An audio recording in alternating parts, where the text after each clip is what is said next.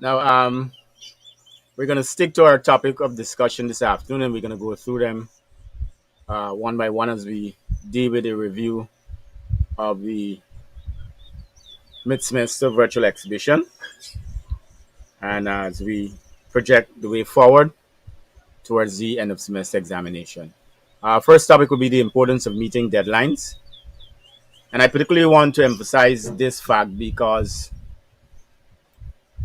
when deadlines aren't met, what happens is it puts added pressure on myself to meet the set dates that I would have had for releasing of important information. In this case, submission of grades would be one of the issues.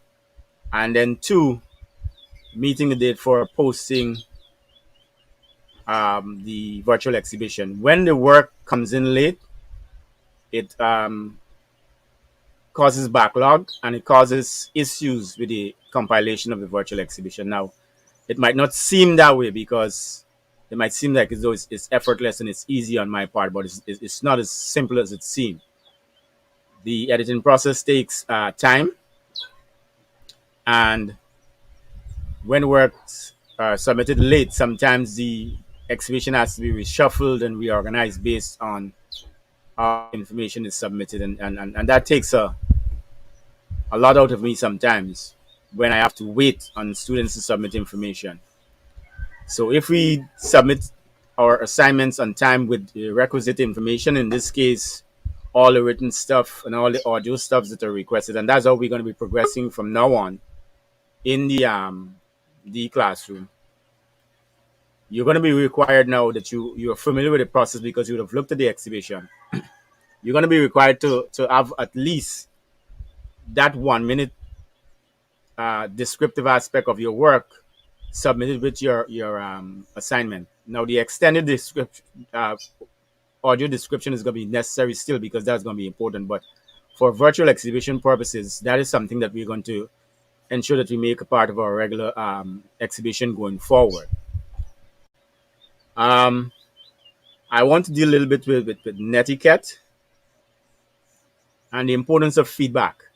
I would have asked everyone to, when we did the critique session, to give feedback on the videos on YouTube, and Roberto is the only one who would have done so.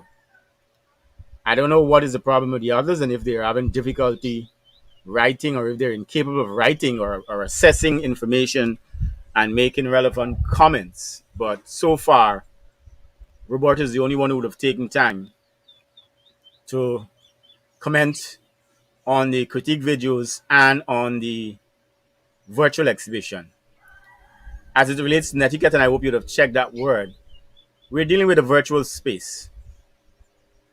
And moving forward, whether you're in this institution or not, that is the reality that you're going to be faced with. You will be dealing in a virtual world. And if you don't understand how you communicate with persons, and if you don't start learning the fundamentals, i.e., netiquette of how you communicate with persons in this virtual space, then you cannot seriously hope to be successful as an artist, or you cannot seriously hope to make a living and to reach an audience with your work. You have to understand the importance of communicating and giving feedback. When persons view your work and make a comment, the polite thing for you to do is to read and respond accordingly. It's a form of appreciation. It is also one of those things that persons silently look at when they come and look at the videos. What's going on in the comment section? Who is saying what? How are persons interacting? You might not think it's important, but it is important when it comes to your future as an artist, especially a young artist who's now striving to build an audience and to build a following.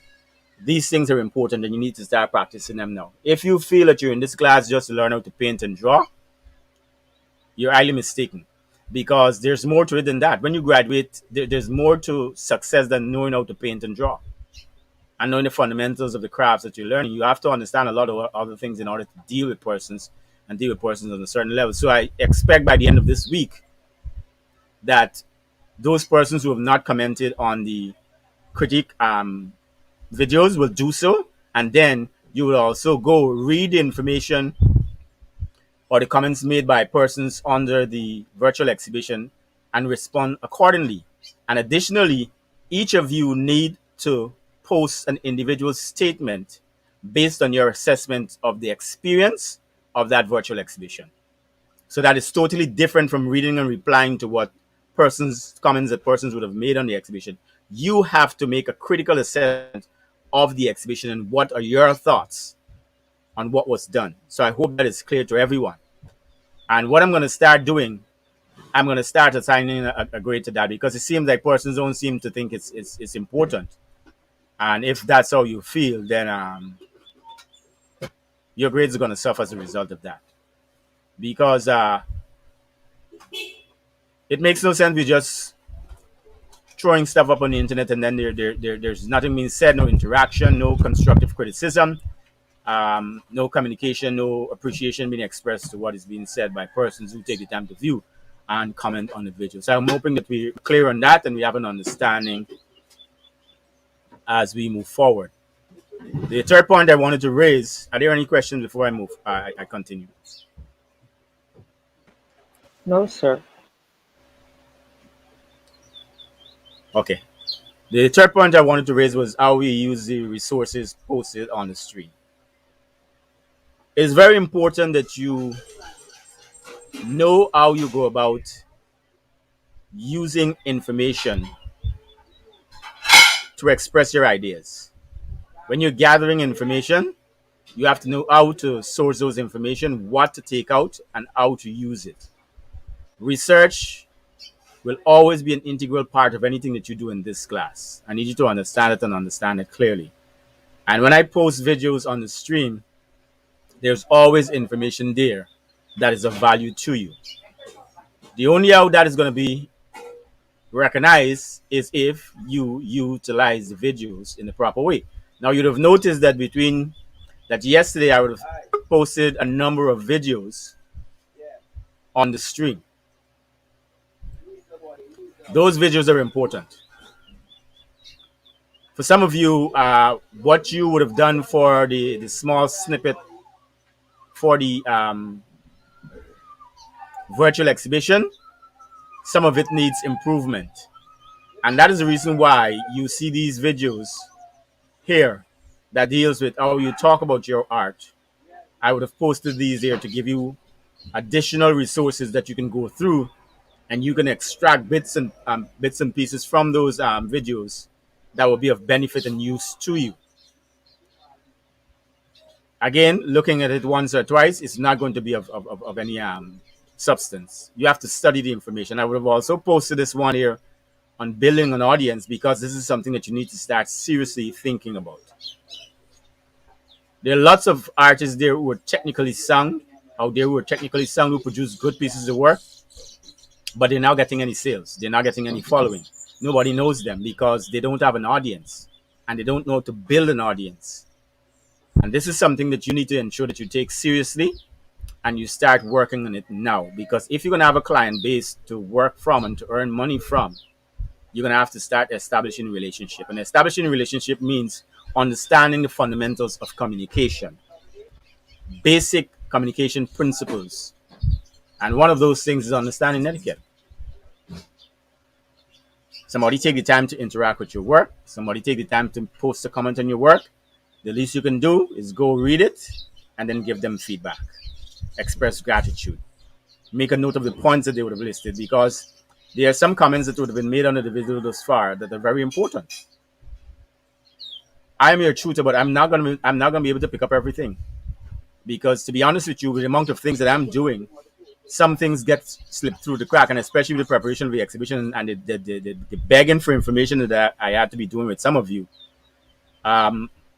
It's pretty difficult for me to be doing all of that at a set time and then be able to really go deep in the critical assessment of your work. There are things that I'm going to miss. And other viewers with a fresh eye will be able to see things. There are some persons who would have seen the video, and like some of you, they would have contacted me directly and then they would have expressed areas of improvement. And then I would have said to them, go post it on the video in YouTube. Some persons would have done that. Some persons would have not done that. But I felt that I don't want it to be coming from me. You need to hear from a different source. So some of the things that I've been emphasizing in this class makes more sense to you, and it is reinforced because in some instances, I think some of you are taking the information in this class for granted, and sometimes you need an outside opinion to help you to understand and appreciate the value of what is given.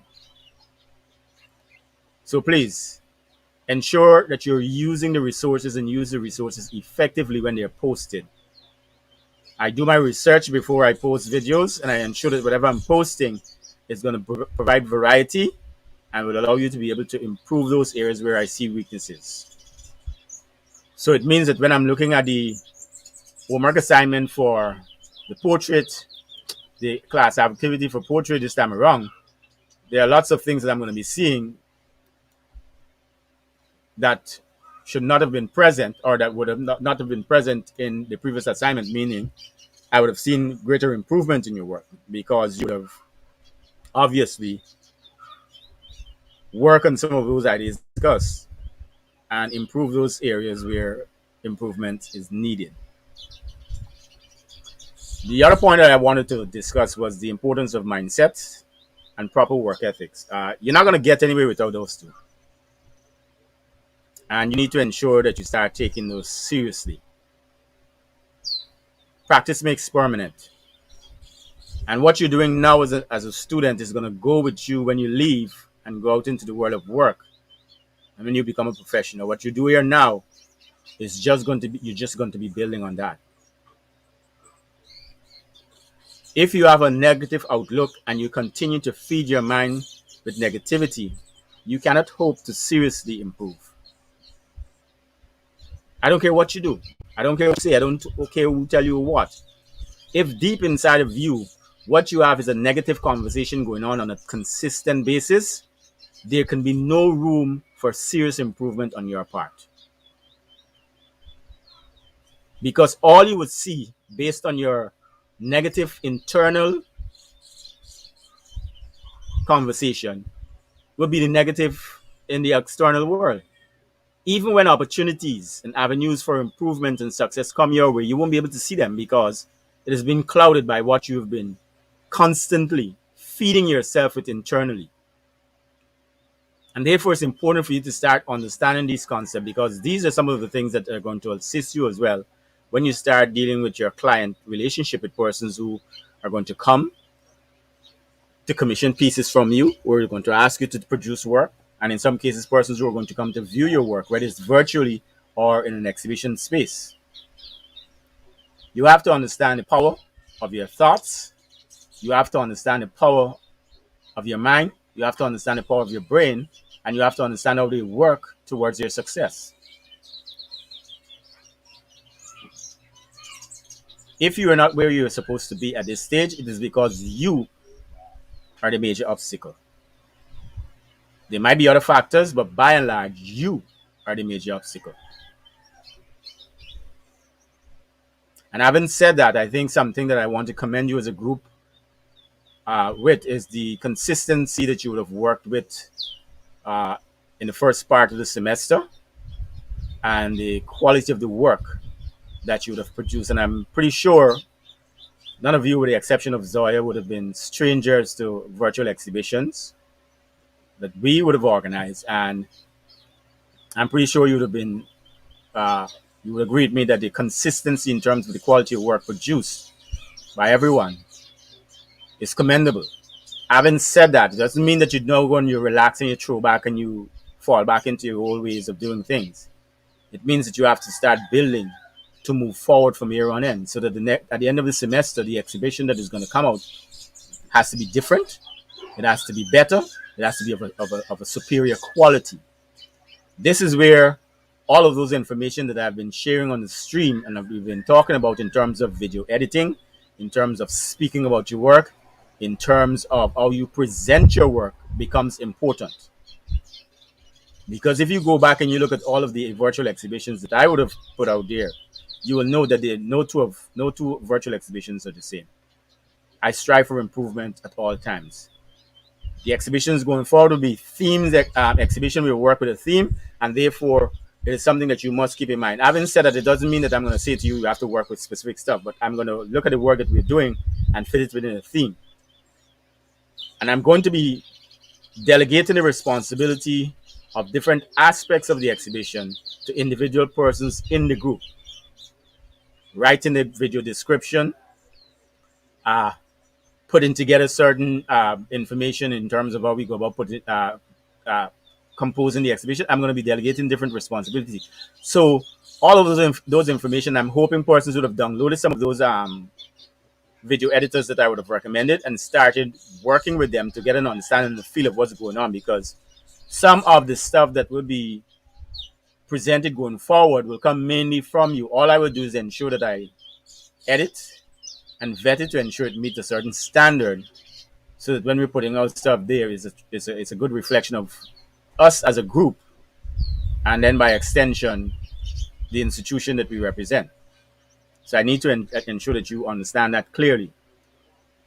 You need to start educating yourself about all these different things that are connected or related to the art and the artwork that you're doing. And the final area that I want to cover is the improvement of your speech and delivery in presentation. We're in a virtual space. And because we're in a virtual space, our audience and our reach is greater. And as a result of that, you have to pay attention to things like diction, enunciation, pace and tone, the way you compose your information. And if you'd have gone through those videos that I would have posted, you would have found some of those presenters talking about things to capture the attention of the viewers. What I found with quite a few of the pieces is that they were persons who were basically describing the work. And the descriptive aspect of your work, you don't really need to do, because the viewers have the advantage of being exposed to that. They're looking at the work, they're seeing what it is, and therefore you don't need to go through the whole descriptive aspects of thing again, because that is obvious in front of the viewers. You want to go and talk about aspects of your work that's much more captivating, that's going to be like it's like a trailer. If you remember looking at movie trailers, and that's something I want to use as a recommendation. Go back and look at your favorite movie trailers. It doesn't matter if you have seen it before, but just go look at the trailers and look at the content of what makes up the trailer. Because the idea of a trailer is to capture the attention of the audience so that you are so riveted that you want to see what the movie is all about. So you go buy the ticket, or you purchase the what you call it, the Netflix subscription, so you can see the entire thing. When you're presenting information on your work, that is how it should be. The snippet that you present should be like a movie trailer. It has enough of the essence of the work, but not all of it. Enough to pique interest and enough to pique enthusiasm in those who are listening to really say, oh yeah, let me see what's going on there. Let me take another look, or let me contact this person. So I want you to start thinking along those lines, so that the quality of those 1 minute descriptions that you're going to be putting as part of the exhibition improve, so that when we move forward now, when persons listen to what we're presenting, we're coming from a more intellectual point of view. It's no longer that's just the base stuff. And the other thing that I note with some of you too, you just take the steps to art criticism and you just keep rubbing it and rubbing it and rubbing it and rubbing it, and you're not putting anything of your own personality and your own individuality into it. Remember, steps to art criticism is a starting point. You have to take it and you have to do a whole lot with it. And the only way you're going to get there is by exposing yourself to listen, and by listening to persons talking about works of art. In more specific instances, talking about their work and how they go about describing it. And what are the things they choose to focus on?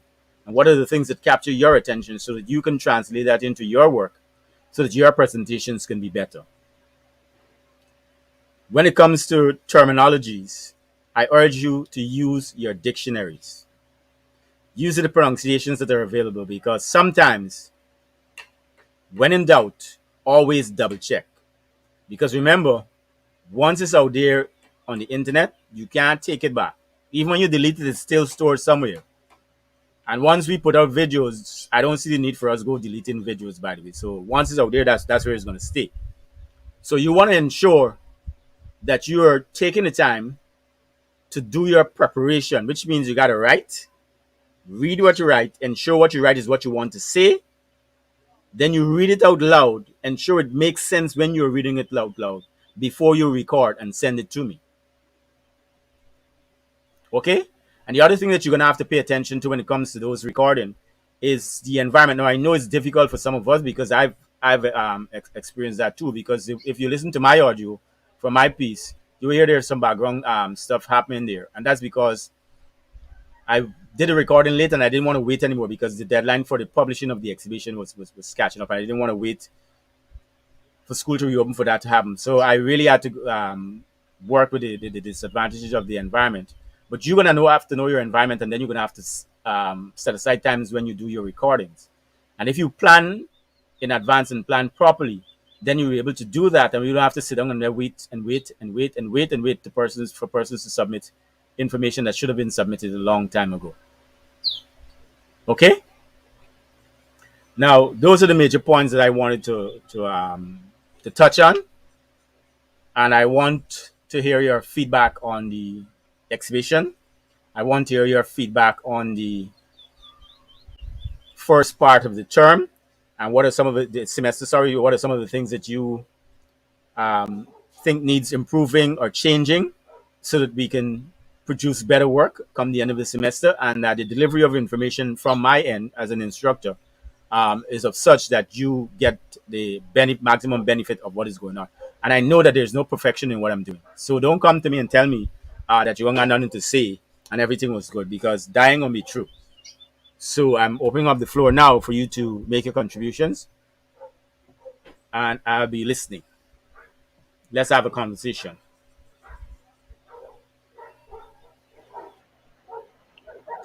Yes, Well, sir. go ahead. For the virtual exhibition, I think it was well put together and arranged properly.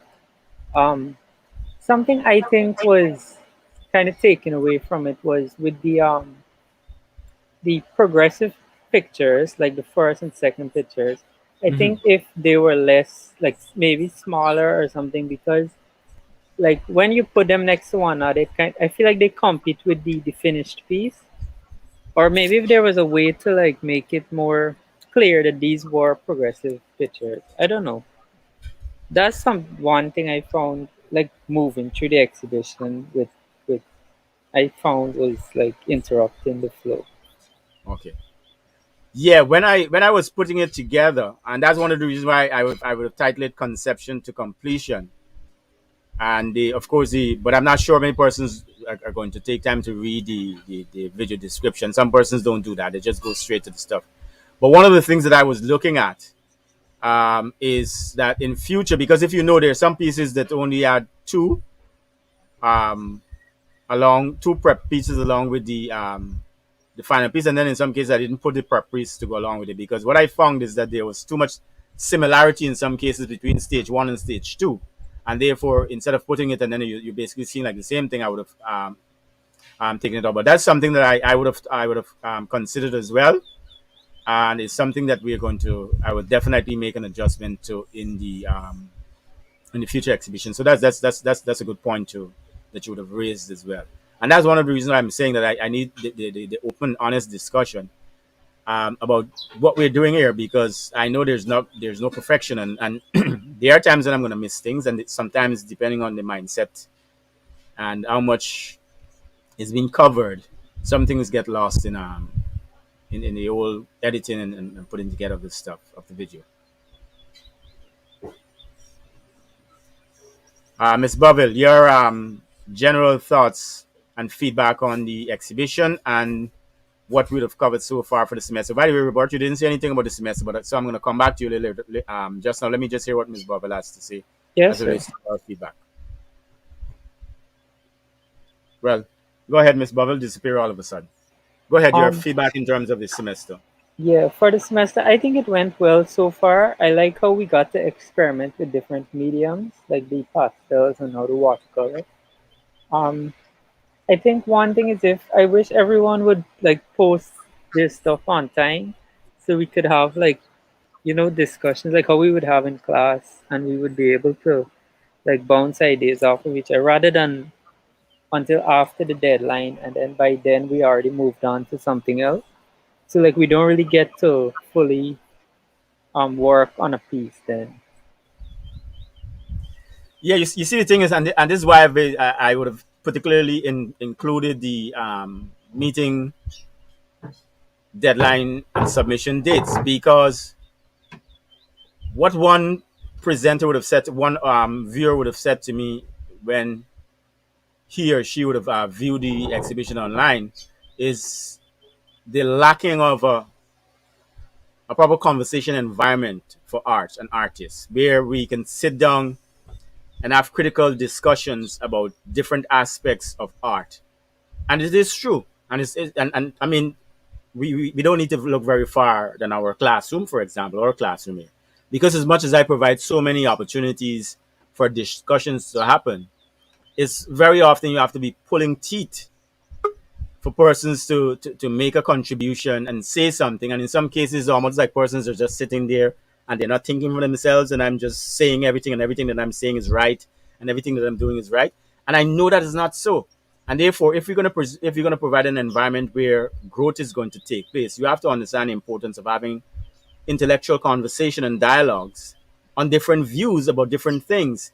And I don't know why persons tend to think that if I make a critical assessment of your work, and my critique of your work involves me identifying flaws in your work, that I'm putting you down or I'm degrading you. That should not be. And sometimes I feel that's how persons see constructive criticism. And I think it's a culture thing. It's something that probably they would have grown up hearing, or maybe they would have been taught, or maybe those persons who would have exposed them to this kind of thing. That's how they made them feel. But having a critical discussion about works of art involves contrasting ideas and information. And therefore, if I see something that I don't like in your work, I should be able to say to you. And like I always say, just don't say, well, okay, I don't like this. Provide the evidence. I say this because of so, so, and so in your piece. So show the evidence to back up any conclusion or any critical issue that you found in the piece. So it's not just you just throwing out stuff there idly. You have to back it up. And that's how you have intellectual discussion and conversation. If you make a point, you have facts to back it up and to defend what you're saying. And I think, not I think, I know that is something that we're lacking, and that is something that we need to address seriously here, because it's something that is going to take you're going to take with you when you graduate. It's something that's going to serve you well when you get out there in the world of work, because when you start dealing with clients of a certain level and a certain degree, you have to be able to have those conversations. Because in some cases, some clients are going to come and tell you what they want, and in some cases, what they want doesn't suit the price that they are willing to pay. And instead of you getting all worked up and disrespectful, you're going to have a proper conversation of educating that client to decide whether the client recognizes that, yeah, I'm not able to get, I can't afford to get this now because of the price I'm paying. Or if I want this, I have to increase the price. And increasing the price is not exploiting me, it's because this is the value of the work. And these are what these kinds of conversation and discussion are preparing you for. Because there are lots of persons out there who are willing and ready to exploit artists. Believe me. And they do it easily because artists, by and large, don't know how to defend themselves. And if you're in my class and I cannot prepare you to be ready to deal with that, then I'm wasting time. And that's why you need to understand the seriousness of these kind of discussion. That's why I often emphasize those discussion on the stream. And to this day, the discussion on the stream is very poor, because not everyone is contributing. Not everyone is saying anything. And in some cases, when they say, you see the ridiculous stuff that they're putting out there. And I'm going to show you some examples from the online course that I'm doing with UV at the moment. I'm going to show you some example of what they demand before you could even your work could be considered for grading. I'm going to show you some example of that before the session is over. Ms. Boville, we were asking you to make your contribution about your take on the virtual exhibition and your review of the semester so far.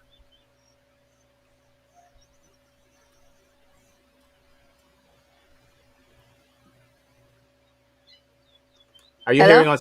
Yes, go ahead. Yeah, can you please repeat what you just said? You were asked to give a review, your thoughts on the virtual exhibition, your critical review of the virtual exhibition, and of the Mhm. semester so far.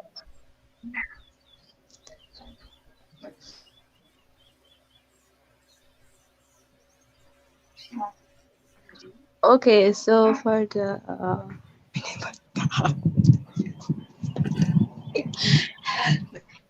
okay, for the exhibition, it was interesting,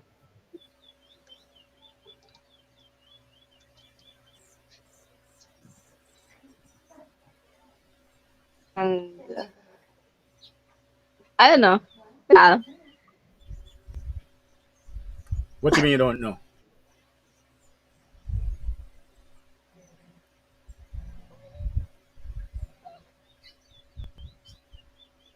We're listening.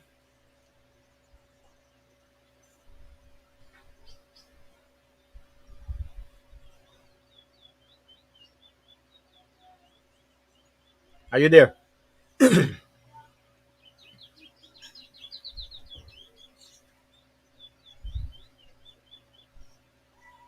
Are you hearing us, Miss Bubble?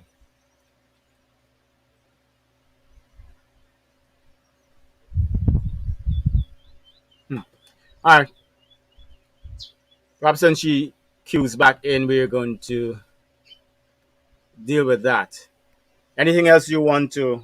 Let me just get this stuff. Anything else you want to add, Roberto? Not right now. If I think of anything, I'll ask. Okay. Let me go pull up this stuff as I promised. Just give me a minute.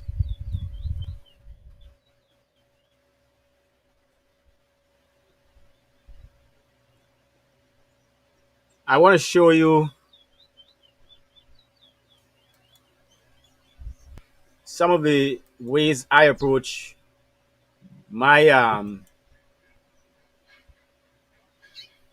research. And by the way, my showing you this doesn't mean that this is the only way. I'm just showing you one way of how I go about doing it because I know that if you use it and use it well, it can also be of value to you in terms of at least developing a system that you can work with.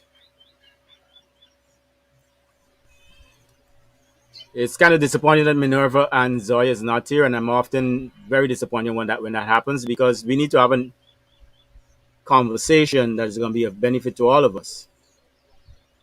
And if you're going to have that conversation, you're going to have to be present. I don't know what's going on. Yes, Miss Buffett, since you're back, can you continue from where you would have left off?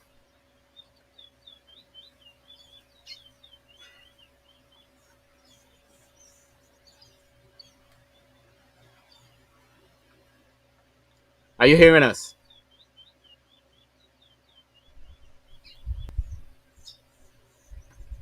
I guess not.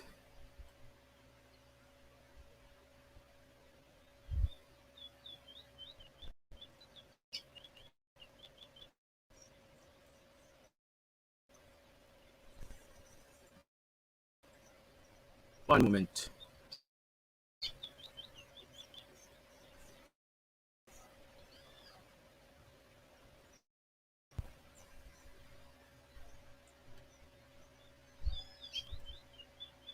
Yes, let me share the other screen with you. Show you exactly what I'm talking about.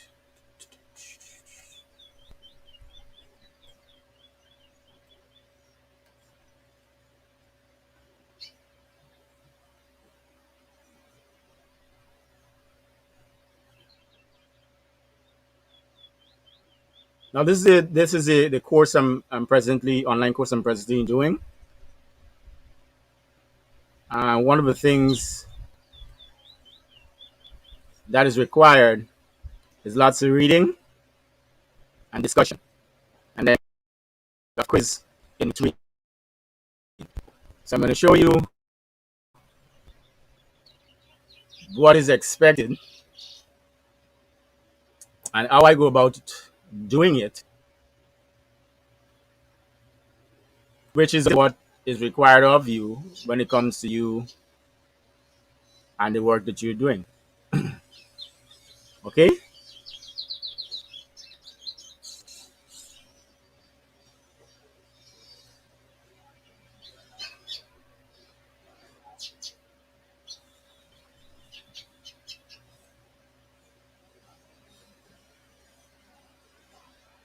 I can also flash you some of my grades anyway, so that you'll see that if all the talking that I'm talking, I'm able to produce stuff to back up what is always said too. Because you can also see that I'm making mistakes.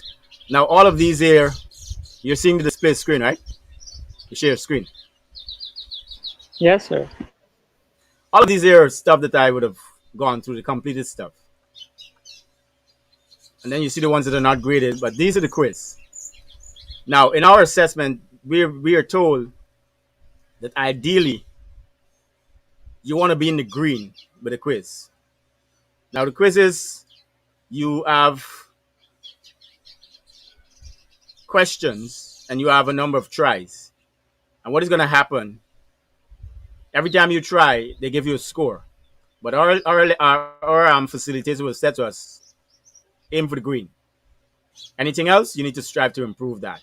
So as you can see, I have some work to do in some of the areas where you're not seeing green. Hello, sir. Yes, Hello. Oh, yes, yeah, can you hear me? yes, go ahead. Okay, so as I was saying, I find the video really interesting because I don't know. I don't know. What was that? I don't know. Let's see. Continue. I'm hearing you.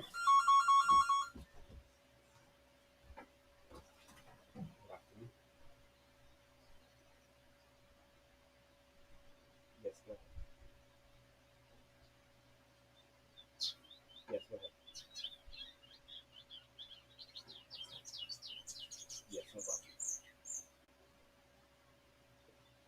Yes, thank you.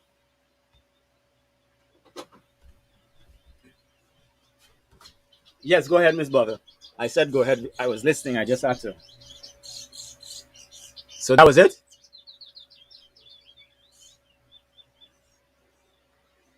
No, Anyway, as I was sir. I ain't got nothing much for say. Hello? okay. Yes, okay. Hello? Yes, I Hello? heard you. Okay. Now, if you, I'm gonna go here. This is a discussion aspect of the course where you're required to this here is a question that is given or the discussion topic, and they will give you specific points that you need to focus on, and then you're asked to summarize everything and present it to the group. And then you would have to, if you look in the corner here, they would ask you, in order for you to get a grade, you first of all have to present a response, which means you have to answer the question, and then you have to go read someone else's work, and you have to provide a proper response or a proper reply to what they would have said. So, for example, in this first activity, this would have been my contribution. Okay? And then what I would have done, I would have gone on and I would have read the contribution of others on the same topic, and then I would have replied accordingly depending on how I would have felt about what was said. And I'm showing you this to say to you, this is how it has been done in a professional environment. And what the facilitators would have said clearly, because there's some persons who would give you, and I don't know if I don't want to show other people think because I don't want to do that. There's some persons who will give a 1 or 2 line explanation, and she would have said very clearly, don't do that, because if you do that, you're not going to get proper marks for those kind of discussions. And I'm showing you this example because I want you to see how it is being done on a professional level. When you're involved in an intellectual discourse, you must provide substance and the substance that you're providing must be backed up by information that you would have gotten from what you would have read. Now, I want to show you how I go about gathering my information to answer the questions for the discussion, right? And this here, let me share this quickly. And it's the same process that you're going to have to go through when you're working with your question. If I give you an assignment activity, it's the same thing you're going to have to go through in order to get it done. Now, this here is one of the discussions that I would have replied to. Now, you'll notice that I have certain sections of the topic highlighted. That was not how it was presented to me. This is how I'm dissecting the information in order for me to have a clear understanding of how I go about gathering information to answer this question. So all of these bits of information that you see me highlighted here are information that I feel are important that I need to ensure that are part of this discussion. And what I would have done when I copy all of that and I bring it into my section, I start to separate the questions. So this is one question, this is another one, and this is another one. And I highlighted those because when I'm answering my question or when I'm replying, I must ensure that in my reply, I have all of these there as part of my answers because this is what is required. And as you can see, once you finish completing how the learning experience will be affected, post a response summarizing your thoughts. So when I'm asking you to do these things, I know that I'm preparing you for the wider world when you go out there and you have to meet stuff like this. And as you can see clearly here, then reply to at least one response posted by another participant. Ask question or give feedback. Use critical thinking skills to evaluate your response. This is how professionals do it. Now, when I come down here now, this is my answer to the question. But before I get to that, I would have gone into the program and I would have copied. You see, I have my reference material. I would have copied different sections from the classroom, different bits of information from the classroom that is relevant to the question I'm about to answer, and I would have posted it here under my paper so that I always have a quick source of reference to go back and double check. So all of this here is reference. It's not that I would have used all of it, but it's reference that is relevant to the information that I was about to answer. And the reason why I'm showing you this is because when I give you an activity, it is expected that you do the same thing when you're doing your research. That's one of the reasons why I ask you for references. And if you're going to be successful, you have to have a systematic approach. Because in any environment where you're dealing with professional persons who know what they're doing, they're going to be looking to see how you're backing up your claims with facts. So I can't say certain things and then I can't provide evidence from the readings in the course that is there. See where I'm coming from?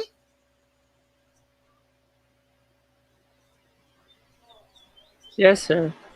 So that when you were giving your assignment now, if and as simple as okay, watercolor portrait. Yes, a watercolor portrait, but there's a whole lot more to a watercolor portrait than just painting the face. And that's one of the reasons why I would have submitted I would have post all of those videos from the portrait artists of the year on the stream, because in each of those episodes there's some very, very critical points as it relates to what makes a good portrait painting that I'm hoping that you all would have paid attention to in the production of your portrait drawing, because it's not just about resemblance. Because if you would have noticed at the end of each judging session, very often it's not the person who got the true likeness of the person is the one that often wins, but likeness is often taken into consideration, but it's not the person who get the true likeness of the person is the one that often wins. And those are things that I want you all to recognize as artists, young artists, because what it does, it puts you in a position where you are making more informed decision, and this is what separates you from the regular art student. Your level of thinking is going to be at a higher level because you're drawing inspiration and sources and information from so many different sources, and you're looking at your subject matter from a totally different place as compared to others. And this is what I want us to focus on as we make the turn into the second half of the semester. Because yes, you'd have gotten some good grades, but that's not the challenge. Is how do you maintain those grades for the next 8 weeks? because now some of the things that I would have been a little bit lenient with in the first half of the semester, I'm not going to be lenient with in the second half, because now that you know exactly what is expected of you, now that I would have outlined to you what are some of the things that you need to ensure that you're focusing on, then the grading is going to be totally different come the latter half of the semester. And therefore, it's your responsibility. And there's no reason why you cannot maintain the grade that you have and get better. No, none whatsoever. If you don't do that, it's because you lack the necessary discipline and you didn't follow the principles of good work ethics that is necessary to ensure that you're doing what you're supposed to do to keep your grades up. And I want to conclude this afternoon session by going back where we would have started, the neuroscience of learning. I'm not going to go to teachability index. That I would have said a lot about that. You can do your own individual refresher on that, but the one with the neuroscience of learning is something I want to go back to because it is that important. Let me find it and then we'll close with that. Right here.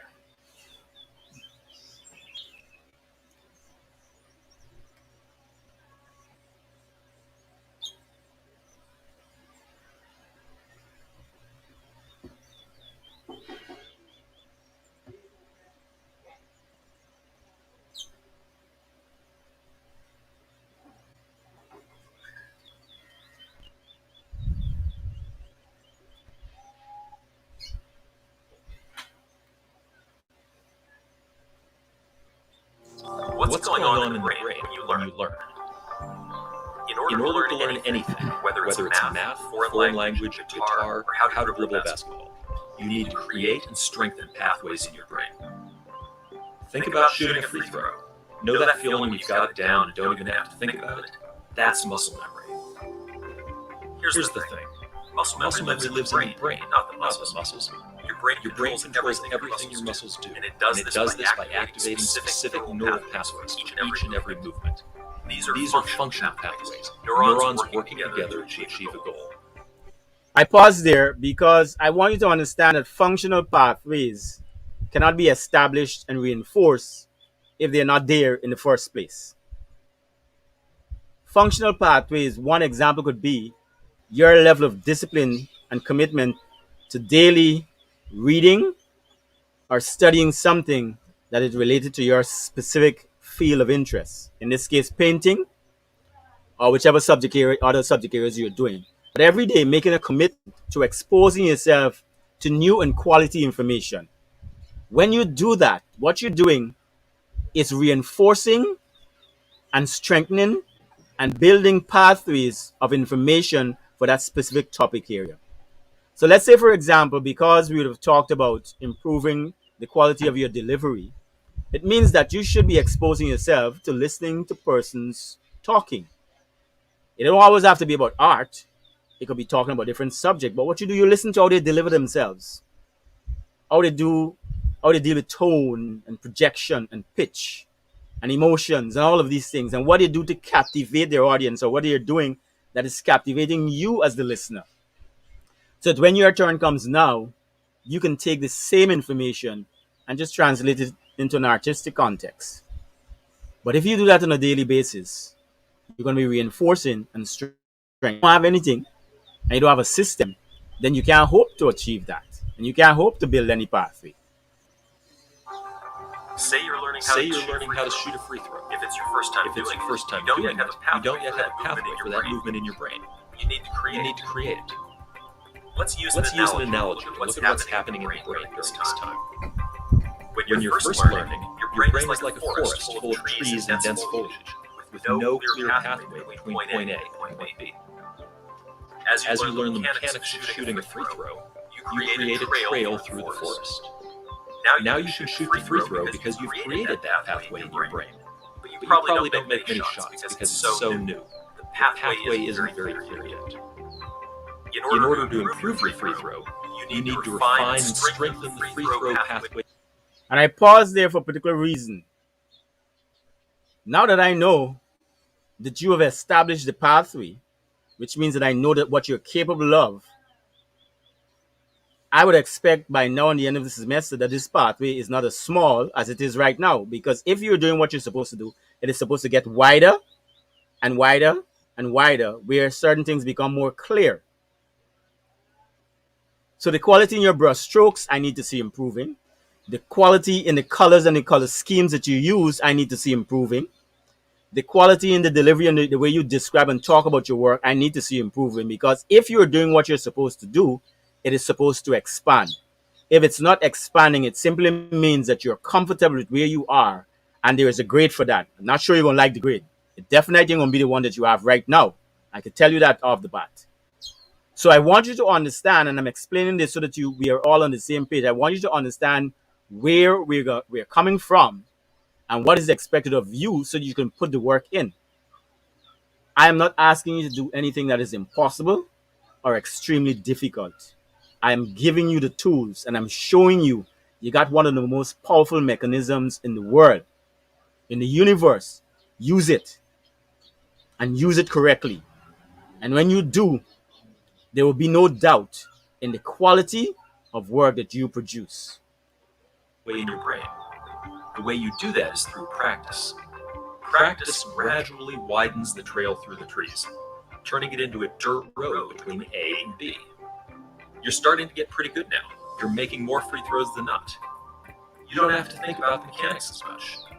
That's because the pathway gets stronger after each practice rep. And you've done a lot of reps. With even more practice, the dirt road turns into a paved road connecting A and B, allowing information to be transmitted at a faster rate. Now you're a 70% free throw shooter. And I want to go back right there to that graph so you could see it. Right now, I would like where we are now, most of you, to right here. Right here. How you get here is dependent on what you do. So when you're asked to post your work on the stream and involve in proper discussion, that is practice in terms of developing your critical skills. If you don't use it, it's not going to be developed. So you're practicing your thinking skills and your writing skills. And by thinking and writing, eventually it's going to translate into the way you deliver in terms of speech. But if you're not utilizing those sources on a consistent basis, you're not going to improve. You're going to sound just the way you sound now come the end of the semester if you don't put the work in. Like I said before, because I'm providing you the tools, I am not going to be settling for that kind of stuff. You're a 70% free throw shooter. And when you step up to the line, you don't even have to think about it. Eventually, with enough practice, what started as a trail has become a full point. Now you're a master, draining almost every free throw, and the movement is completely second nature. Now you see, draining almost every. So it doesn't mean that along the way you're not going to err and you're not going to make mistakes and you're not going to need to make corrections. You're going to make corrections. It's just that certain things are going to become more natural to you. So, for example, that 1 minute description that you're going to have to provide for your painting, that's going to come so easy because you've been exposed to it so many times. You know exactly what I need to put there, and it's more about you now thinking, well, okay, I want this to be the most creative way of drawing in the viewers to this particular aspect of the painting, or drawing in the viewer to this particular message or this particular part of the painting that I wanted to emphasize. It's about you start playing around with that rather than thinking what you need to say. It's about you thinking what you want to bring to the attention of the viewers. And the only way you're going to get to that place is by exposing yourself and doing it repeatedly over and over again at a very high level.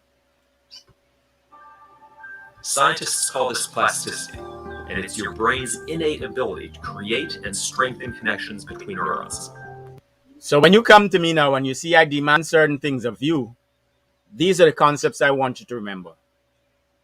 It is one of the reasons why I teach the way I teach. And it's one of the reasons why I demand the things that I demand from you, because I know what you're capable of if you take the time to learn and know it. As I often say, I've been saying this for as long as I've come across neural pathway learning. All of us have the brain capacity, with the exception of those persons who have a brain defect or brain damage, to do anything in this world that we put our mind to and that we're motivated to do. Anything. But some of us, or too many of us, want to sit down and dream, and we don't want to work. If your brain is plastic enough, it means that you can change it at any given time with information through repetition and consistent, deliberate practice. Ain't not more complicated than that. That's how simple it is. Are you willing to do that? That's a question you would have to answer. These connections are the path through the forest. Halo Sport optimizes this process by temporarily increasing plasticity in the part of your brain that controls movement, so that your brain can create and strengthen these pathways faster than you would otherwise. We call this hyperplasticity. And by the way, of course, this is the commercial aspect of this particular video because they're selling that product. But hyperplasticity is also could be achieved by so many other things. For example, understand the music that you listen to that sets you in a relaxed mood and foster clarity and creative thinking. We all have different types of music that would do that for us. For some persons, it's the upbeat stuff. For some person, is the smooth jazz or the nature songs. We all built differently in terms of how we get there. But there are ways and means in getting there. You have to take the time to understand you as an individual.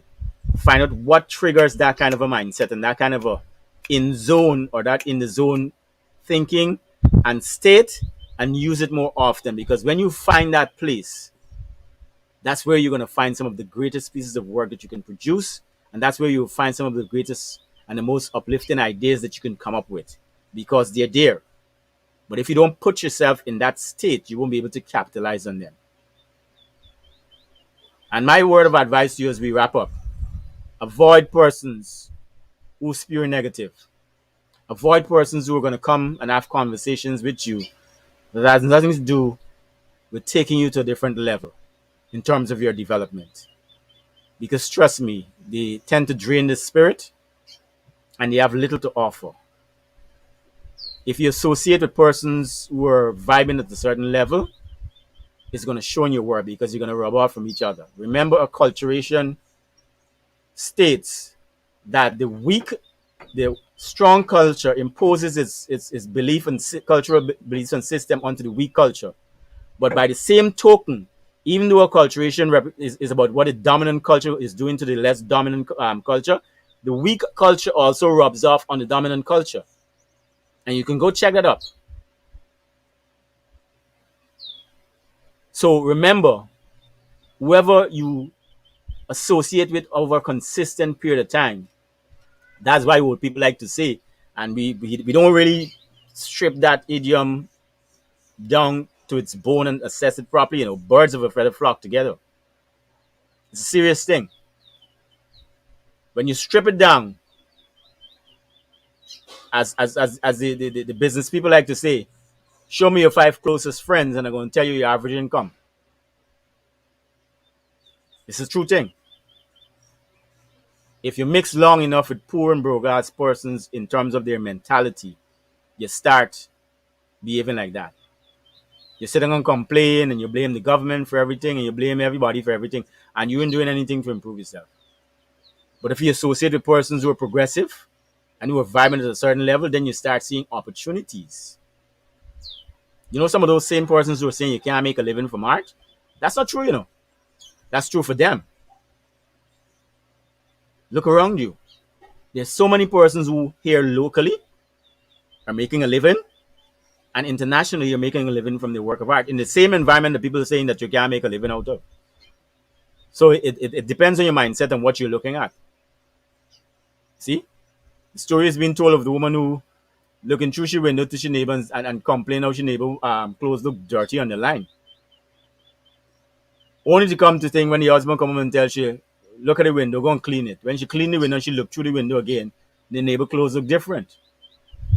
What kind of glasses you looking through your window with over to your neighbor yard? Ensure you got your house in order and ensure that the persons who you're associating with are vibing on the level that you want to go so that you can get better. And in some cases, you might not find them here, but you might find them online. Associate with them nonetheless. In some cases, they might be alive. In some cases, they might be dead. It doesn't matter. Still associate with them because you can still learn from persons who would have passed on. Studying the work, studying the words, studying what they would have said. studying the processes that they would have involved in, you can still learn and associate and learn from them that way. And that's what I want to leave you with this afternoon. I want to thank you, Roberta, for being here and being committed to be present most of the time. I don't know what's going on with Zoya and Minerva. This is the second stuff they're missing, and when we don't have everyone here, the level of our discussion is reduced because we don't have that live feedback, and that's one of the reasons why these live streams I've always advocated and I've always pushed for it, because I know if we are able to have that dialogue one to one live, it provides more for us to feed off of. And nobody would have said anything to me. That's another thing. If you know you're going to miss a class, just be professional. Be adult enough to say, I won't be able to make the class for so and so reason. I can persecute you for that. But if you don't say anything to me, then there's so much interpretation and so much left on the table for me to interpret. But I would suggest that we be respectful of our time. I mean, I could be doing a whole lot of things rather than this hour that I spent here just talking to you, Roberta, for the most part. Ms. Bob, it was on and off. I could have been doing something else. But I find it, I thought it was important for us to have a review of what we're doing, as so that we can chart our way to be better as we move forward, and set an example. And there are lots of persons, believe me, there are lots of persons who are seeing what we're doing virtually, and they're being inspired and they're being influenced. And that's one of the reasons why I went to ensure that whatever foot we put forward and whatever we put out must be of quality and standard. And we should always strive for improvement. So I want to thank you. Enjoy the rest of your day. And I'm looking forward to see all of those submission of the assignment that was due today. Have a good one. Thank you, sir. You too. No problem.